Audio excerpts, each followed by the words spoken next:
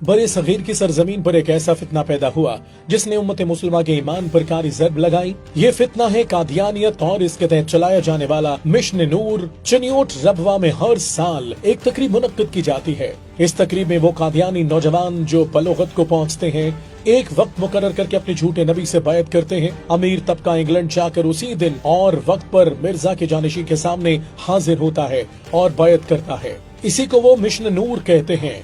ये महज एक रस्म नहीं बल्कि एक आलमी मंसूबा है।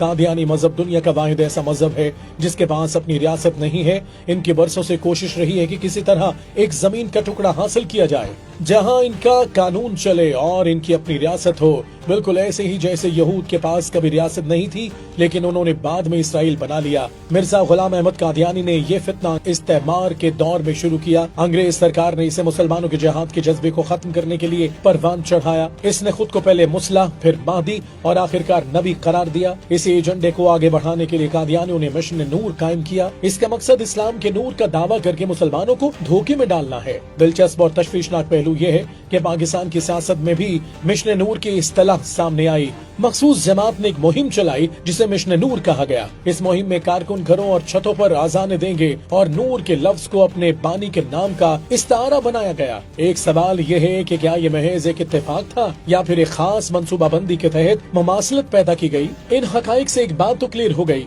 कि कादियानी मिशन नूर एक फितना था जिसका मकसद मुसलमानों को गुमराह करके एक अलग रियासत बनाना था। और आज जब सियासत में उसी नाम को इस्तेमाल किया जा रहा है तो ये पाकिस्तानियों की जिम्मेदारी है कि वो होशियार रहे, क्योंकि ये जंग सिर्फ नजरियात की नहीं, ये उम्मत मुस्लिमा के मुस्तकबिल की जंग है।